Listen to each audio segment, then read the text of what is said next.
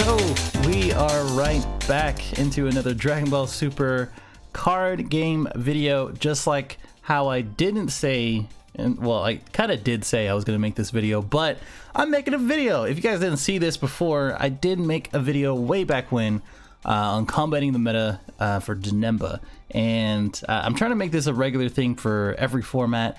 Either as a deck or a leader or whatever it may be that people are kind of having struggles with. And I only know so much. I feel like I know a good amount, but I don't know everything, and that's why I'm not alone. I have Russell, the only one, the one and only Mr. I have probably 30 tops at this point, Stelzer. Did I say the last name right? I don't know, but close enough. Stelzer, there you go. What up? What is up, man? How good, man. You feeling Thanks good? for having me. Yeah, I am glad to have you, because we are going through Towa. This is going to be basically the format, and if you guys ever want to see anybody else, like as far, not Russell, but anybody else as far as a deck or a leader, let me know in the comments below. But the way that every single video will go is that we'll explain exactly how the deck is, what it looks like, the pros and cons of it, what it wants to do, etc.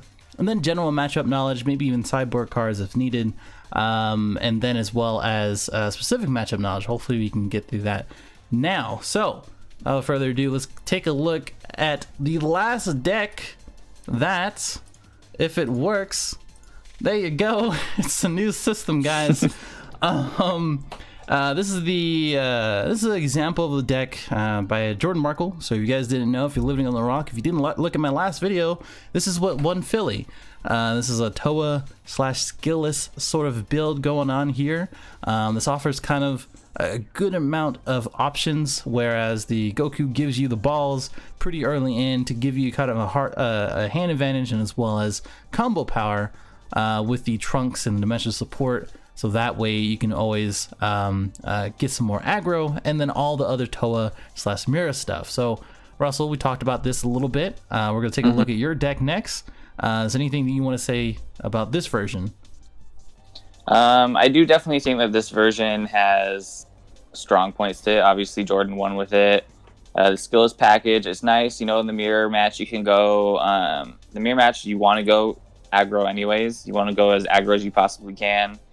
And the skills package allows you to go a little wider with the 20Ks and whatnot against matchups like Janemba, which are already extremely favored in your way. If you see Vegeta, they're not going to be able to deck you out before you can kill them. But it's kind of cool if you see the skillless package, because if they can't deck you out, then they got to try and kill you by life. But Goku allows you to grab those 4 stars, and like you can fend off the life from the leader attack every turn without having to draw cards from your deck. You just get them back from your drop into your hand, and then you have free defense against their attacks on their turn. So it kind of just makes it so like Janemba just can't do anything against you. They're not decking you out. They're not killing you by life, and then you just get to rip their hand and crit them to death. Right. So, yeah. Wild stuff. I like it. You know how I like skillless. You said you did help him a little bit as far as like card choices. Where were those? Yeah, so a lot of it was just helping. Like Jordan hadn't really played the mirror match before this tournament, so it was just like little stuff like just telling him like how you approach the mirror. I told him to put the new Trunks time regulator from set 7 in his deck. The card is just absolutely ridiculous. I think it's one of the best cards from set 7, and to me it was a huge boost for Towa. Just the interaction with it. I know during the tournament a lot of people asked me why not just play the Supreme Kai that looks at the top 3, or the Bardock that's a 20k when it comes out. And the biggest thing was that this guy warps the 1 card from hand, which is pretty big. When Achilles Zone got banned, we now didn't have a way to manipulate our warp after we use our overwhelm for the turn, but time regulator allows you to overwhelm and then still add to your warp after that. And it has some niche interactions with Vegeta time regulator. So if you hit your turn 4 and you have Vegeta out on the board and you have 5-drop mirror in hand, but you already like charged one of your 7-drop mirrors and you have one in hand and you don't know how many you have left in deck, you can overwhelm into Time Regulator, draw 2, warp the 7-drop from hand, and then trigger your Vegeta to put the 7-drop on the bottom of your deck. So now you can just go straight into your 5-drop. So it makes things run really smooth. It makes you hit that perfect number of 10 really easily. The card just added a lot to the deck. Right, and that kind of leads on to the your version basically, because we do have 2 power bursts here in the main and the 2 in the side. Probably more. You just have to fit in the skeleton as well as the dimension support engine. Same thing with the time regulator, but for you, you do have the Toki Toki engine, a little bit of this, a little bit of that, and then 4 regulator, 4 power burst. So we're gonna go through the pros and cons, but why did you go through this build? You said consistency before. I think you can definitely tell the difference in mine and Jordan's play style. Like, obviously I talked him to the deck and like how to play the mirror match, but we as players we are like pretty different. He got his first big win with Storm. I got my first big win with Mono Blue SS3. So off that you can just kind of see like, he definitely likes to go a little more aggro. I definitely like to play a little bit more mid-range control when allowed to. And so for me, 4 power bursts is just a must in the main deck. The deck doesn't really have a ton of like inherent defense on itself. It can't defend a lot of attacks. Obviously, if your opponent tries to go tall, like you can defend against that very well. But in the mirror match, like power burst is just huge. Cards like power burst and your super combos that replace themselves and stop attacks are really big in the mirror match, because you just want to go full aggro in the mirror match and try and keep as big of a hand size as you can. So if you're pitching cards to defend and not get anything back, it's just a quick way to lose in the mirror match. So, I mean, personally, in my opinion, I think 4 power bursts is a staple in the main deck. If you run into the mirror match and you just don't see power bursts, then you can have a pretty bad time. That makes sense. Okay, cool. And then of course, on the right, we do have the pros and cons. Basically, it is an anti-meta deck. It has multiple answers. We have the Kami here, the Dende. We can still play No Escape. We can still play a number of other things like the new 1-drop blocker as well that draws you a card. And then, just like you said, it does have a lot of control type things going on, principles like that. It is something that, it just wants to play its own game and don't play yours, basically. It is very difficult to side against because Tau does cost 2 against this, and it's really just not as useful as it could be, because really Mirror is the only one that really, the 3-drop Mirror is really the only one that gets affected by that, and then the big Mirror is something that you can't really avoid because you're just gonna warp 3 no matter what. And the cons, just like you were saying, can't really defend against a lot of different attacks. I put a few other things here that doesn't have a draw on the side, but you do see another card as soon as you do get something from the top 10. A lot of things in the deck, just like how it says at the bottom, draws you more cards than the leader itself. Which is why the deck itself is better than the leader itself. The leader just kind of enables the engine and makes it consistent and makes it good, especially the backside and removing a keyword. And then we also talked about how it's kind of a high learning curve, and I know we talked about it, but why do you think that? If someone's going to pick up this deck, why do you think we should warn about that? I mean, obviously, when you look at Towa, it's a very strong deck. Anybody can pick it up and do somewhat well with it. But once you start getting to like the higher levels, top cut against good players, there's just a lot of turns where there's a lot of different lines of plays and how you can approach that turn with Towa. And so it's just kind of like being able to navigate those turns and find out which line of play is the best, because going into big mirror isn't always the best play to do, especially in the mirror match. There's some wonky plays that you can do in the mirror match that people normally don't see, because against every other matchup, typically once you hit turn 4, you're slapping down the big boy. But yeah, so we're just kind of like, once you start playing the deck and you just get a lot of repetitions in with it, you start to see like all the different things the deck can do, and how you can go about each turn. And that's why I like the deck, because it's just, you learn something new every time, and it's fun to be able to just feel like I can play myself out of any situation. Okay. That makes sense. And I think the curve, just like you were saying, the more you play it, the more you'll understand it, just like any other deck. And you just got to be very particular how you do it.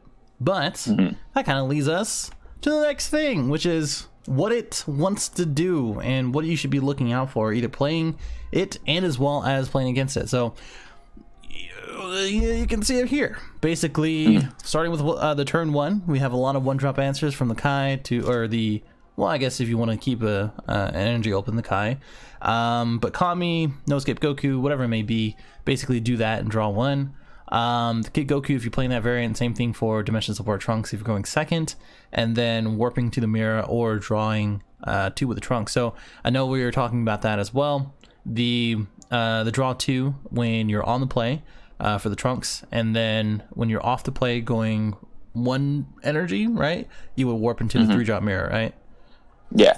So I think it's a lot of people see cards like Mira and they're just like, you know, if I'm on the play, I mill 3, why not just play this down, take a card out of my opponent's hand? But for me, I've just never been the biggest fan of that play. I think you're just not getting the max value out of the mirror, especially in the mirror match, where it's all about being aggressive while maintaining hand size. And if you're on the play and you just immediately warp into that mirror turn 1, then you can't attack with it, right? So I'm taking a card out of their hand, but I'm also lost a card out of my hand and I don't get any value from the attack off of it. So typically I wait till turn 2 to warp into my mirrors. You know, if I have the Vegeta, great, I get more value out of it. If it not, I still get to take a card out of their hand and then I get to swing with it, potentially take another card out of their hand, but most likely I could get to take a life from them. So the mirror is you want to rush your opponent down. You want to get them as low as you can, as quick as you can. So once you start hitting that turn 4, you put your opponent in a tough situation. But the Trunks, like I said, it's a great turn 1 play, especially in matches. Like if you need to see the time regulator and you don't have it in hand, it can dig you into it. It replaces itself, so you're not losing any cards from hand turn 1. So that's just another great reason why I like the Trunks. Okay, makes sense. The other part of it is the what was I thinking? The mirror match. But does this only apply to the mirror match, or does this apply to every match? Typically, it kind of depends on how your open hands go. Like against Janemba, it's another matchup where I typically wait till turn 2 to play the 3-drop mirror, just because you're not really in a rush against Janemba. Like Janemba puts you on a clock, but if you see your Vegetas, you're not really like pressured at all. So typically I like to wait till that turn 2 to play my Vegeta and then overwhelm. And that's another reason why I like to wait till turn 2 to start overwhelming stuff, is just so I'm getting value off of my Vegetas and I'm not just like throwing away my overwhelm cards. So that way I'm at least replacing them all the time. So yeah, it kind of depends on like your matchups. Yeah. Like against U6, I mean, we'll talk a little bit more about those matchups, but against U6, I think that's a matchup where it's fine if you see Mira in your opening hand, just play it, because U6 has to dedicate a lot of their resources in their hand to developing a board. And you want to limit them as much as you can, because it's hard to get to turn 4 against them if they curve out perfectly. So typically you don't want to attack with your Miras anyways, unless it's on their battle cards early. You typically don't want to swing life and give them any more cards. So just playing it out and getting one card out of their hand and just slowly dwindling them down, like that's a matchup where playing Mira turn 1 on the play is fine. Okay, makes sense. I think even the other part of it going into turn 2 is a time regulator, because now you have another attacking body. They lose 1 card, you gain 1 card after playing the time regulator, because you do want to play that turn 2. And then the additional overwhelm can be anything from the draw 2 Trunks to the 3-drop Mira to something else. Well, you can't pay 1 if you're playing the time regulator, but you do want to do that and then overwhelm something basically. And the possible Towa, depending on the matchup. If they're playing something like a 1-drop or a 2-drop that you can steal, then that's going to be the play. right? Then turn 3, play another regulator depending on the matchup. Same thing, another overwhelm, again removal if needed. And then turn 4 goes into the big boy Mira with the 3-drop overwhelm. So if you haven't used the 3-drop overwhelm Mira, that is the time, because then they get 4 cards out of their hand, and now you have pretty much what, three swings, and then you awaken. So when we talk about curve, is there anything missing here? No, not really. I guess one thing that I forgot to mention though, for the Trunks overwhelm, turn 1, if you overwhelm that card turn 1 against aggressive matchups, that immediately gives you 5 in warp for your super combo, because you're milling 3 off leader, overwhelming those 3, warping 1 off to Trunks, and at end of turn he goes to overwhelm, so that gives you 5 in your overwhelm turn 1. So against aggressive matchups, if you need to fend off life early, like against U6, then your super combos are immediately live, which is pretty cool. Wow. Okay. Makes sense. All right, then. Moving on. So, general matchup knowledge. This is your deck again as well. So, when we're talking about this, we're basically saying, you really want to attack as much as possible. You definitely want to go wide, never tall, because you can just handle that. The reason why you want to go wide is because we were saying before that Towa can't really defend against multiple attacks. You do have to be aware of their warp, not only what's in their warp, but how much they have in their warp. You don't want to get caught swinging for a game for a triple strike like I have before, and they awaken, they pay 1, and they remove triple strike, and now you dumped your hand and now you feel bad. And then you use hand destruction to your advantage. So like if you're playing Shenron, you just drop 1 whenever they make you drop a card, and then if you can get it back like World Peace, you can get that back. Or if you want to feel your overwhelm, if you have an overwhelm card and you need 4, you only have 3, let that happen, or at least try to plan around that.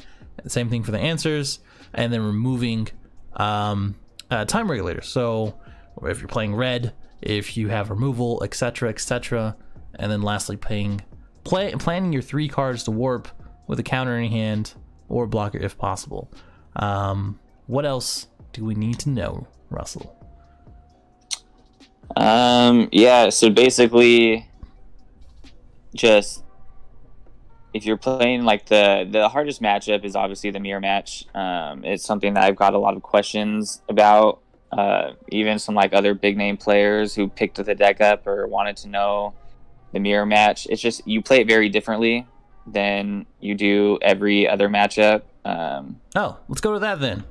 Okay. There you go. Sweet. There we go. All right. So basically, in this matchup, it's all about you just want to go face. This matchup is all about aggression.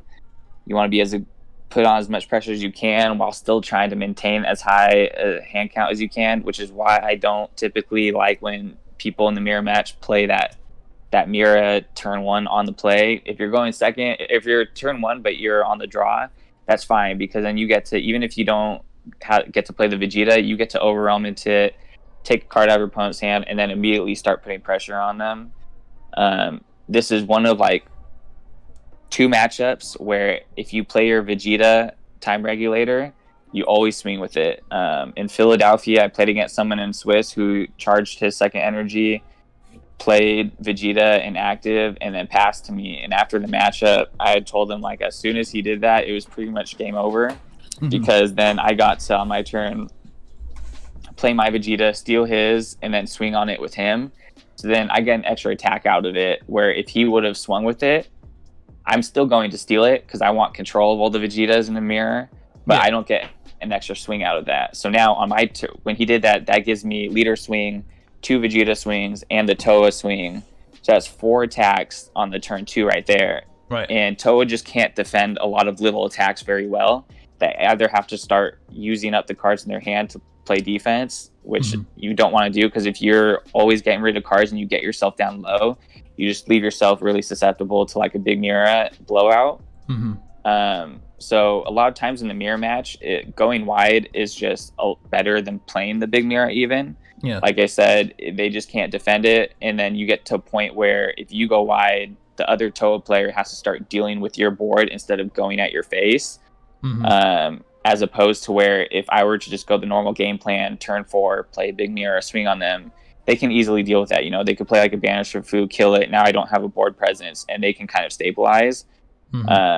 But going wide essentially does the same thing as playing a big mirror, because you're taking cards out of their hand because you get them to like 4 life, and now they're defending like crazy, trying to not take any more damage. So they're already losing 3+ cards off of my turn there, just attacking with a bunch of little guys. And there's some like cool things you can do in the mirror match where if you hit 4 energy and you're the aggressor and you're going that wide route, you can just hard cast the Dark Overwhelm Towa, because she'll still get her effect and steal a Vegeta, and then you still get your Overwhelm for that turn. So if they have like another Vegeta on their board, you could Overwhelm the other Towa, steal the second Vegeta, or go into like a 3-drop mirror or anything else, and then you can go that route, which is pretty cool. Something that a lot of people don't do in the mirror match. And then once you do that, you get your opponent low enough to where, then you can finish them off with a big mirror. But a lot of times you just go so fast and so wide that you just kill them without even going into the big mirror. As far as opening hands go, obviously Vegeta and Towas are like priority. You pretty much keep as many as those as you see in your opening hand. And then if I see a power burst or a super combo in my opening hand and I already see the Vegetas and Towas, I will keep those just because they are so important in the mirror match. Because they replace themselves while stopping attacks, which again is just huge in the mirror match, especially against the big guy, because you're not comboing out of those attacks, obviously. So being able to stop the big mirror attacks and then replace your hand with that card is absolutely huge in the mirror match. It makes it so when your opponent big mirrors you, you're not losing your entire hand, so you still get to keep the pieces that you need to kill them on your turn. And then I see a lot of people, when they hit 2 energy, they just think that if you have Vegeta in your hand, you automatically play it, which is a big mistake in the mirror match. Typically, I don't like to play my Vegeta first unless I have a second one in hand with a Towa. That way, if my opponent on their turn, they steal it, I can still play another one on my turn and steal it back. Because once you kind of get into that battle of stealing Vegetas, you always want 2 on your board. You know, you never want to get into a state where your opponent has 2 on their board and you just can't do anything. Which is another reason why I like Mass Saiyan. I see a lot of people side deck theirs and not main it. I main deck one and I side deck a second one because it's kind of like a get out of jail free card. If for some reason I ever fall behind and I lose the battle of the Vegetas, I can play Mass Saiyan and clear 2 of them off the board. Yeah, I was about to ask you about that. You're talking about the 5-drop, right? Yeah, the 5-drop. Okay. So yeah, that's basically the mirror match in a nutshell. You want to go full aggro. Always keep that Vegeta in rest mode. Never leave it in active mode. Pretty much anything 3-drop or less is always swinging at your opponent. Don't fall prey. Always make sure against Towa, whether it's a mirror match or any other matchup, you're always aware of how much is in their warp. There's too many times at big events now where my opponents had just run into my leader ability because they didn't keep track of my warp when I had 10 cards in there, and they went all in on an attack, and I got to just awaken and then mirror their double strike, triple strike, or whatever. Yeah. But against the mirror match, sometimes I've seen people summon like the 5-drop, and because the 5-drop has double strike, you know, against a lot of matchups, it's cool because you can summon it, give it crit, swing at your opponent, and go like 1 super combo or 2 super combos, crit them 2, and then go into the big dude. It's a lot of pressure, but against the mirror match, if you're not keeping a track of their warp and you play the 5-drop and you swing with it or anything else before you go into the big guy, then they can just awaken, take away your union, and now you just tapped out to play something and you can't even go up the chain. Oh. So it's just being aware of little interactions like that. Like don't play yourself into a situation where you just get blown out. That's a big brain play. Okay, then. That's cool. I didn't even think about that. But okay, well, I think there's a lot that goes into the mirror match, definitely. And just like I was saying before, like any format, any highly representative deck, any oppressive deck. Not that this is all that oppressive anyway. Requires kind of that high skill cap we were talking about before, and you really have to think about your turn and as well as the turn after pretty closely. But I think that's overall good insight. Let's move on to U6. So not specifically to Kaba, but U6 in general. Probably just Kaba and as well as Hit. Kaba is pretty much the one that's being played right now. And as we go through these leaders, I'm not gonna do all of them. If you guys have any questions, just like at the end of here, please let us know in the comments below. But this is probably the second most represented deck, I would say, in Philly, and I personally think it has a pretty good matchup. Just like you were saying before, the things that you have to do, it does, as far as the aggro and being able to go wide pretty quickly. Like, you can build a board pretty quickly within the first 3 turns, and I would say you can probably play around Kami and as well as a couple other answers. You do want to tap down Vegeta's, either remove them if possible, if you do have that. And they were also saying that the TP7 dual attack Union Batora Kefla is super good because you boost up your little Kales, evolve them if needed, and then Union Absorb multiple times, either 1 or 2 of them, and then swing twice for 29, 39k, and Towa just can't handle that. Yes. And as well as a blue Kale. So anything else on this?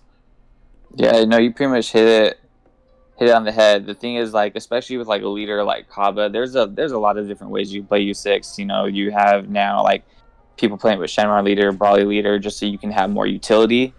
But strictly like staying on like the U6 Kaba lead, like the plus 5k is like pretty huge to your little guys, because if you like turn 2, play the blue Kale, and then if you get to hit like the 2-drop Khalifa off of that, it's just so much pressure against a deck like Towa, because you have a 14k and a 15k attacker both swinging in on turn 2, and then if you have the Kefla in hand, that Union Fusions, you get to play that, and then she's a base 29k dual attacker, plus your leader swing, like that's 5 attacks right there. And like I said, it's just like in the Towa mirror match, just going wide. That's not very wide in that sense, but you're still getting 5 attacks that are all single strikers. It's really annoying for Towa to deal with, and they just have to. It makes Towa have to use a lot of their resources to defend and try and stay alive.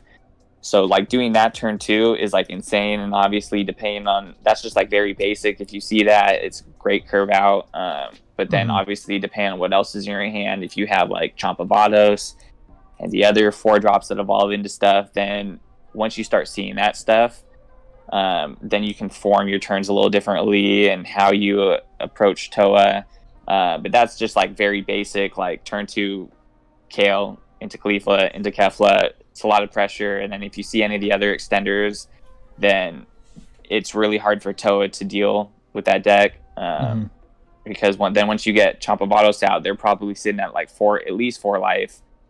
And every time you attack and then combo into the 4-drops, you're swinging for like 25k, 30ks every swing. And Towa is just not going to be able to out-combo those attacks. Yeah, exactly. I mean, Towa can steal their stuff, but I mean, that only goes so far. And yeah, I feel like overall you just got to know what to do and what to look out for. Yeah. It also just kind of depends on like the Towa player and like how their deck is constructed. Like in that matchup, Time Regulator and both Mass Sands are actually very good against the deck. I know when I played against U6 Kaba at Philly, Time Regulator was huge because he would every turn 2 play the Kale, and then you play Time Regulator to make sure that he can't swing with his 2-drops. So that saves 2 life there, and then if he swings with his leader unawakened, then I get to block that attack with the Time Regulator. So Time Regulator can potentially stop 3 attacks turn 2 against U6, and then on your turn you can Mass Sane and like clear their board. And if you can do little stuff like that, it's really hard for them. They can typically play through that first one, but then every time they start trying to develop a new board, they lose a lot of cards, and it gets to a point to where you just run them out of resources. Like the 1-drop Massane again is another one where Dark Power. They have to play around it, and if they play into it and think that they can just get rid of 2 cards and you're able to survive through their swings, then you're in a pretty good spot. So it's kind of like it's an interesting matchup. If Kaba curves out perfectly, it's really hard to stop them. But there are little techs that Towa can main and side deck that can help in that matchup.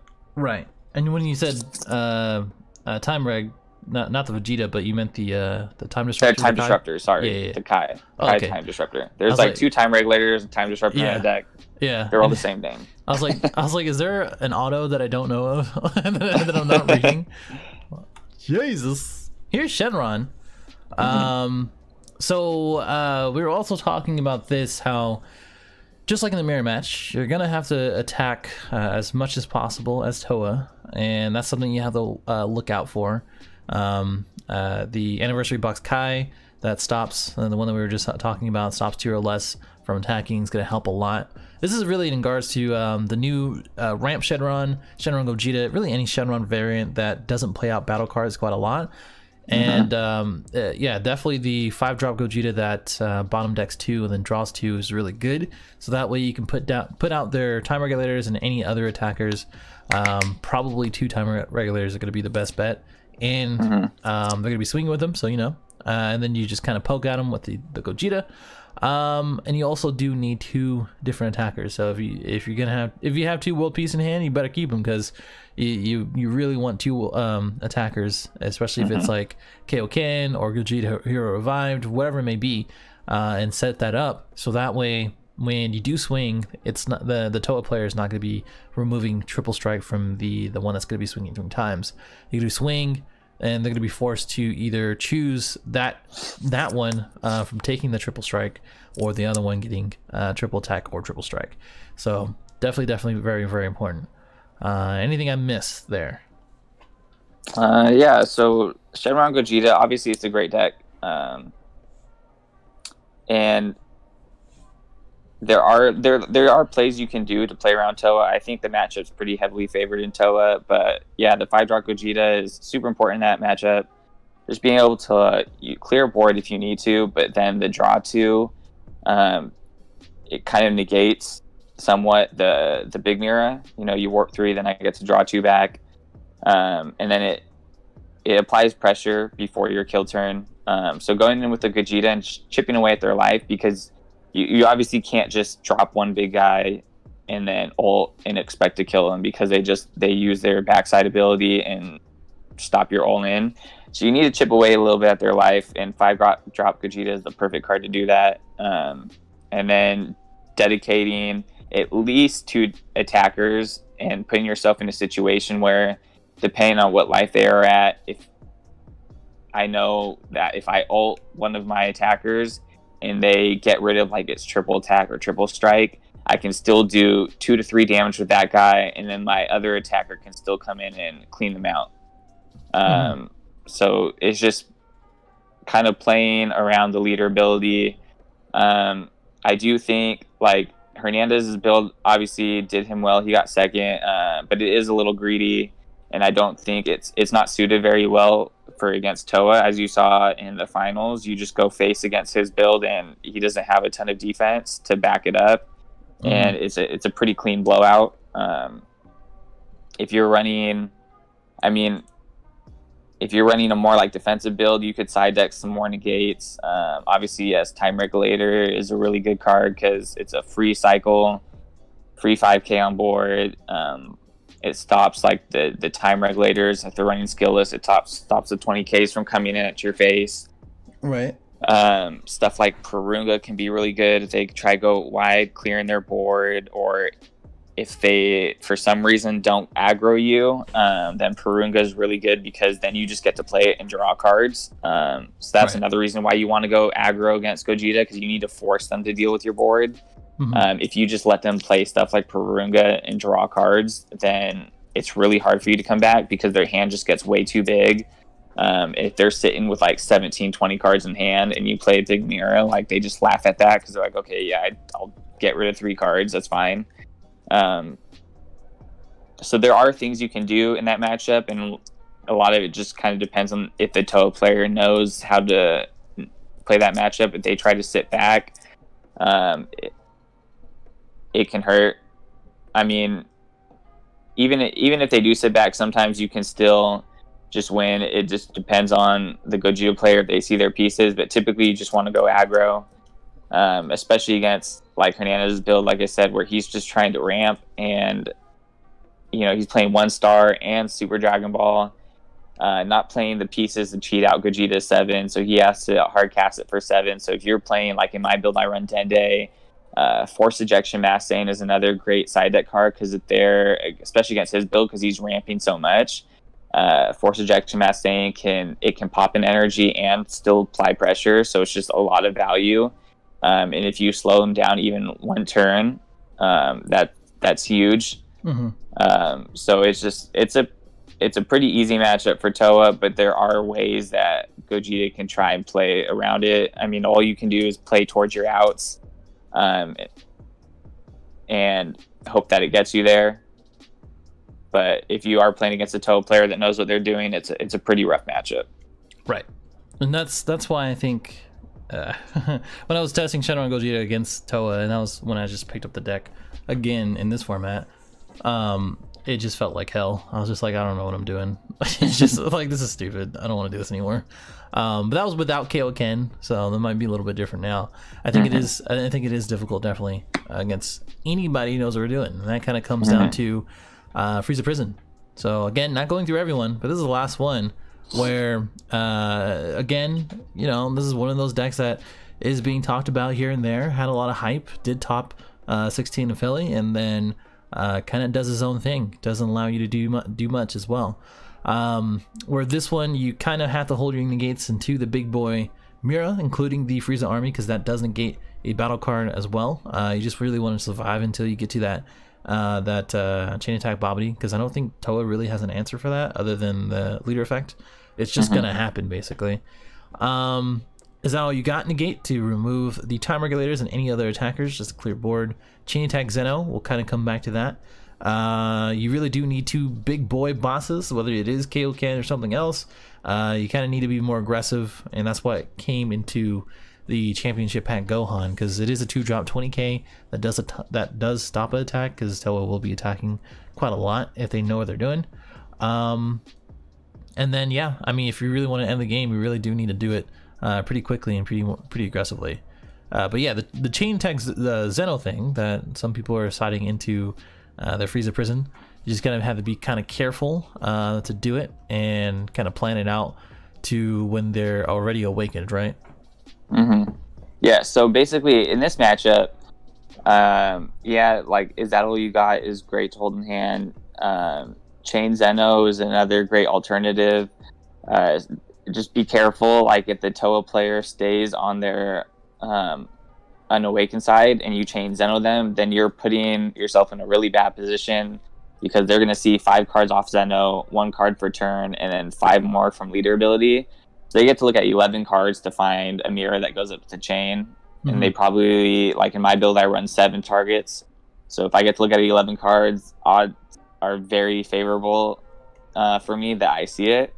Yeah. And if I see it, then now you are sitting pretty much with no hand.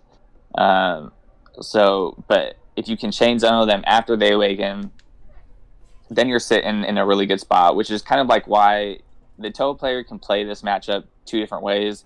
They can kind of just sit back, because that they're not their kill turn is turn 6 in Frieza Prism, which means if I'm the Towa player, if I'm on the play, I can big mirror chain you 3 times before you get to play down your Babidi, at least 2 times if I'm on the draw. So a lot of times you just get to roast their hand before they get to do anything against you. So you can sit back and not really do anything and just roast their hand and then crit them to death. Or you can go a little bit more aggro on them, but you have to be a little careful. Obviously, turn 2, if you're going to play Vegeta, but you want to chip away a little bit at their life, don't play the Vegeta and then swing with your leader, because they will just, is that all you got, and kill your Vegeta.